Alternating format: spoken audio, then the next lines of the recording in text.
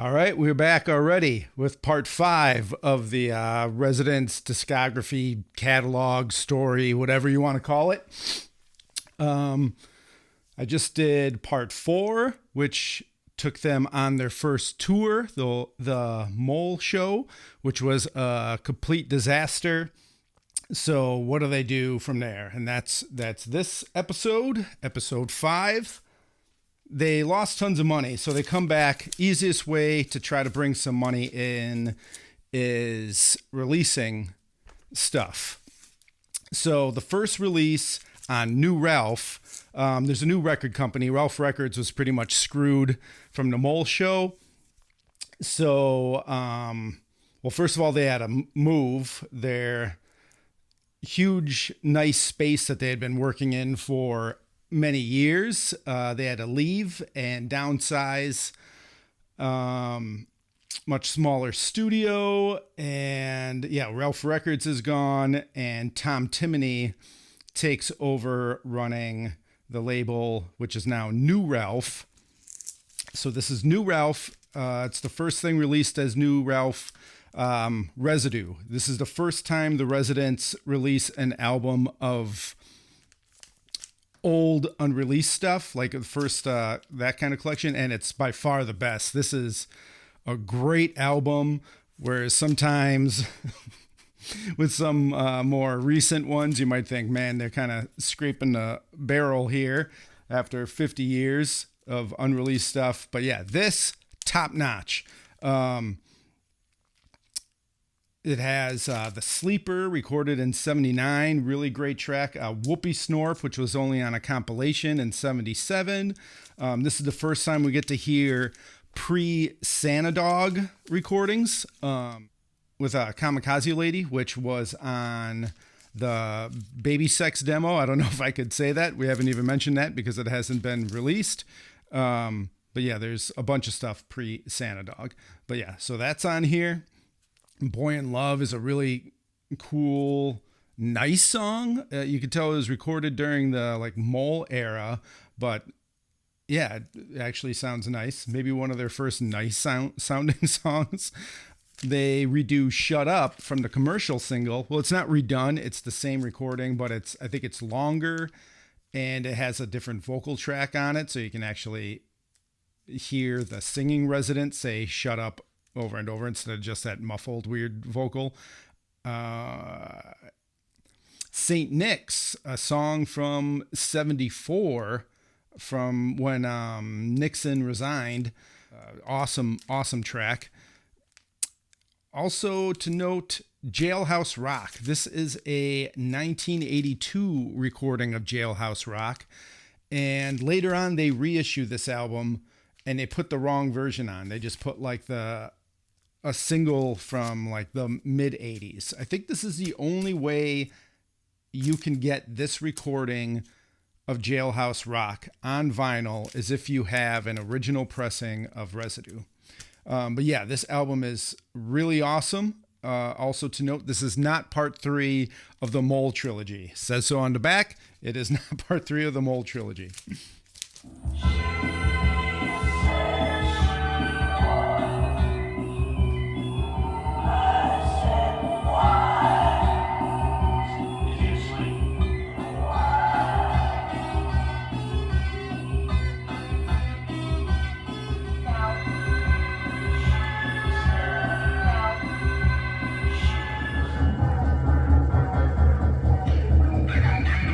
Snares and flows, and no one gives it a rose.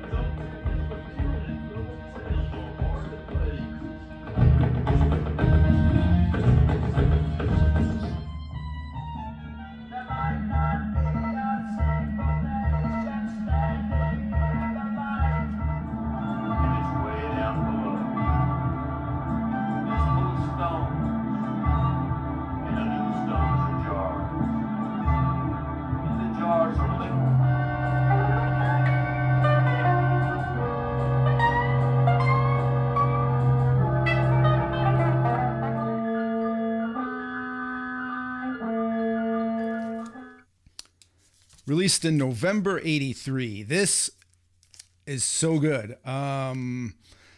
So this was originally started in 81 when Ronaldo and the Loaf were visiting the States. If you don't know Ronaldo and the Loaf, they're one of the first bands signed to Ralph Records. Really good stuff from England. But yeah, so they're visiting the United States and they only have a few days left there when all of a sudden they're like, hey, let's try to make an album together. So they're given like 4 days, and all they ended up doing was like a full day of jams and then kind of sifting through it, maybe some overdubs. And then they're like, there's no way we're going to finish this. And it was shelved. Fast forward to where we are in the discography, and the Moleshow just wiped them out. So the Residents, while on tour in Europe, hooked up with Ronaldo from Ronaldo and the Loaf and was like, hey, we need to release stuff, so get back to the States so we can finish this album. So Ronaldo went. The Loaf could not, but the Loaf did some made his own tape loops and stuff and sent them along with Ronaldo. And so, yeah, they quickly finished this. It was kind of rough going because it was like them working in their new tiny studio, which they were getting used to. A bunch of their gear was left behind in Europe, which I mentioned in the last episode, but wasn't sure if I was right. I am right.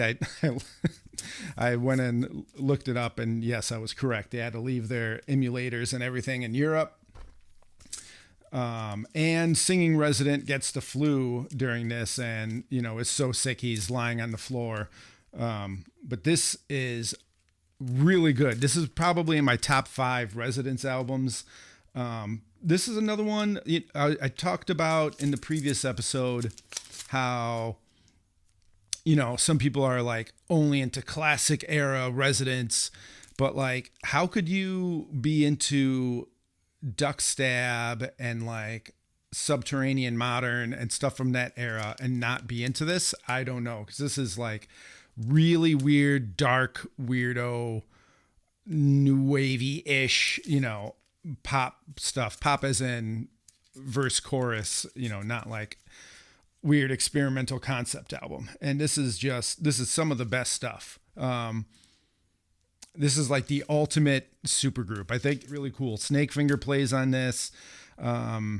Nessie Lessons, that's been doing the female vocals for like the Mole albums, and the Moleshow is on here.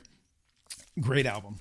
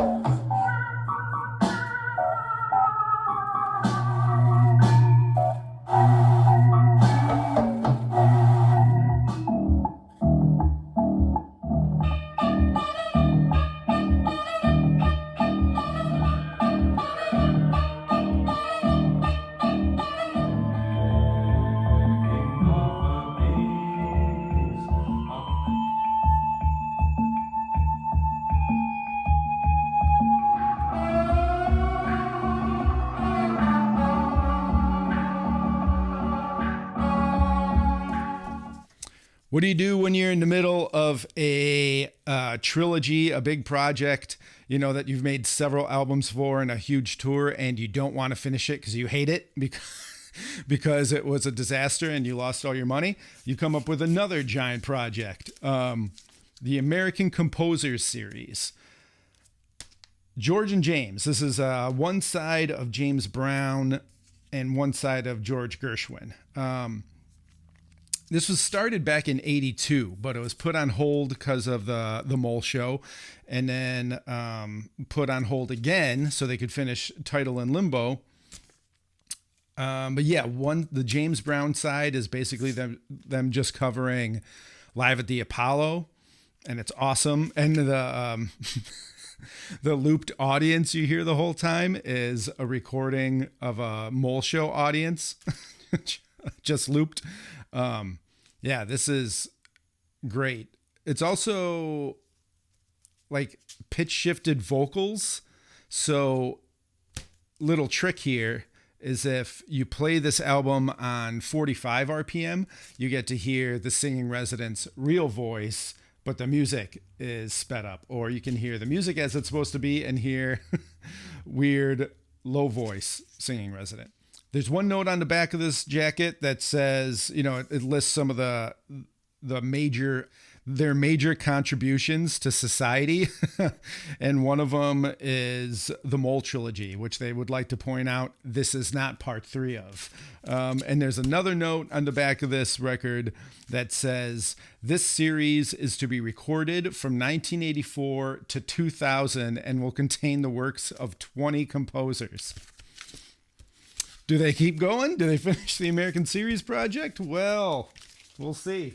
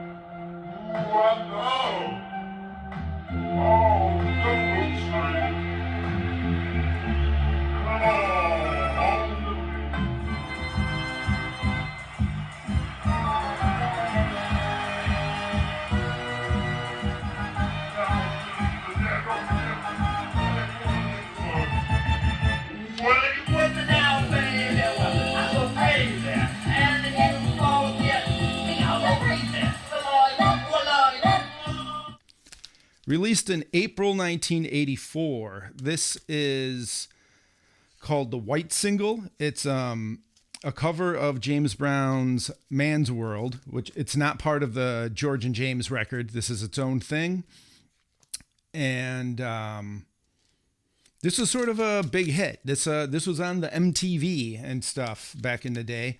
And the flip side is Cootie Woody, which Originally popped up on some Japanese cassette just a couple months earlier in a longer version. So this is a shorter version of that. I think both of these were recorded in 83, and it's rumored that at least Cootie Woody is definitely part of a album that they never finished. Another unfinished project, the Man album, which it seems awesome. There's bits and pieces of it that have been released in different ways, and it's a real bummer they didn't work on that. But I think there was ultimately a band. Well, we'll get to that. Either way, so that the Cootie Woody part is from the Man album, possibly also Man's World. Great little single here.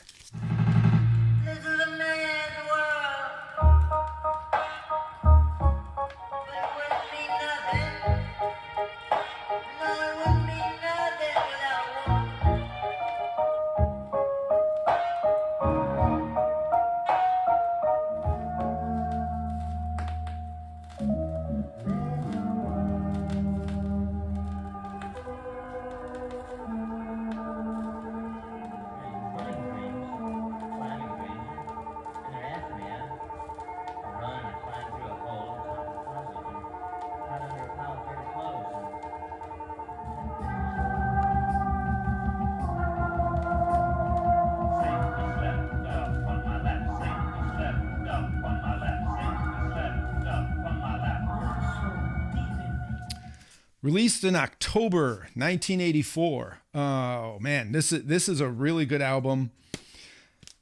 Little backstory: we did not talk about their film work at all because this has been mostly a discography. But between 1972 and 1976, their main project was making this movie called Vileness Fats, and they filmed 14 hours of footage and have barely put a dent in the plot.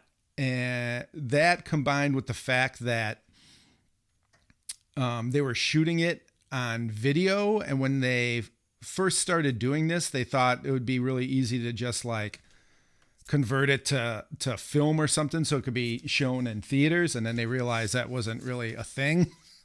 Something like that. So yeah, so all those early Residence albums are really more of just like taking a break from their movie and, you know, putting an album together. And some of that music would have been in the original movie, like a lot of Not Available, Fingerprints, stuff like that was originally made to be part of the movie. Yeah, it's been said by the Residents and people that work for the Residents that it's been often said the Residents are really just failed filmmakers that did music on the side. So yeah, this movie is awesome. They're all midgets because the main reason is because all of these sets were made in their studio, their original studio. So one way to make them bigger is have everyone acting on their knees. But these sets are absolutely amazing. So anyways, back to this album, because, you know, they're trying to dish out as much as they can to recover from the Moleshow. So another thing is, hey, we have 14 hours of footage. So they went through the 14 hours of footage and put together whatever happened to Vileness Fats. It's the VHS tape I don't have with me right now. I showed it in the last episode because it has the Moleshow on the other side. So it was released as a VHS tape, whatever happened to Vileness Fats, Moleshow on the other side. And so they recorded a soundtrack for it, since most of the original music, like I said, ended up being Fingerprints and Not Available. And all of the stuff recorded on the actual video is just mumbled garbage. You know, it needs needed ADR. They always knew it would need additional dialogue recording and stuff like that. So all the dialogue is re-recorded for the VHS tape. This is all new music. It's awesome. I love this soundtrack. Mine has a signed promo photo of Miss Peggy Honeydew. Thank you very much, Miss Peggy Honeydew. I got that many years ago. Check it out.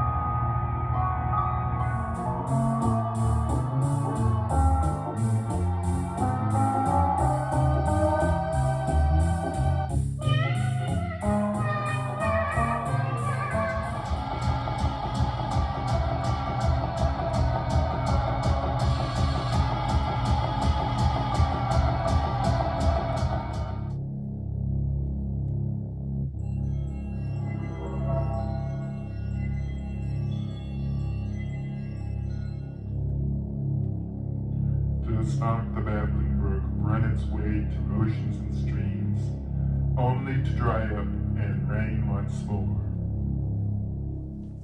Also, quick note, this is a very weird release. This is the PAL TV LP, which is kind of pointless. This came out when that VHS tape came out, and all it is it has the Mole stuff on it, so that's why I have it.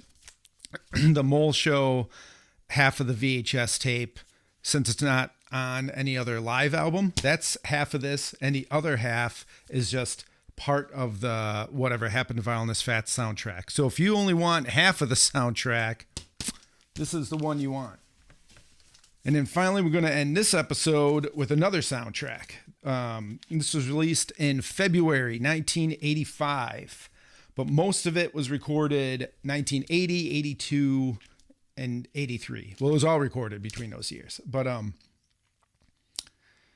lot of it is from like Commercial Album, Intermission, and Tunes of Two Cities. But there's also a bunch of exclusive stuff that's really good, like the song Where Is She? That would later become like really popular from the 13th anniversary show. Like if you watch that show, you're like, what the hell is that album? It's only on this, or what is that song from? It's only on this soundtrack album. Another thing is the songs from like Commercial Album are very different. I think they're like longer or like instrumental versions. But yeah, even though a lot of this is recycled stuff, this makes for a really awesome soundtrack. Some of it almost works better in this form. This is not released by Ralph. The movie's okay. I think I had a VHS copy of it for a little while.